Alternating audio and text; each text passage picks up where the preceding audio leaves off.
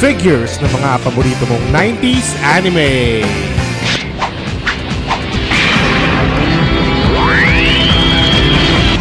Gawin mo na, First Dragon Saya!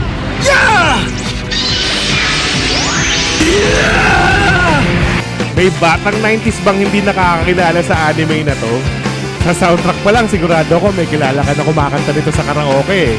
O kaya kagaya ko, kabisado mo rin yung pangalan ng 8 dragon. Flame of Recca na nga yata sa lahat ng 90s anime na sumikat sa Pilipinas ang napakahirap hanapan ng figures. Kaya nung nakita kong pinost ng isang local resin studio, nag-iinit agad ako. Hindi kasi talaga ako nagre-resin kasi natatakot ako dahil babasagin. Pero nung nakita ko siya sa personal, Gina agad yan. At dahil nga resin to, limited at numbered lang ang mga na-issue. Itong ang nakuha ko ay number 9 of 50. Ibig sabihin, 50 lang kaming meron ito sa buong Pilipinas o sa buong mundo.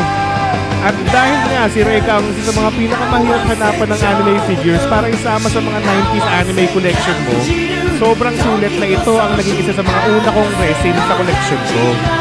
Ang studio pala na gumawa nito ay ang Kage Resin PH. Check nyo yung page nila para makita baka may mga magustuhan din kayo. Isa ba ang Flame of Recca sa mga paborito mong anime nung 90s? Ano pa bang ibang anime ang gusto mong isama sa collection mo? Comment mo naman.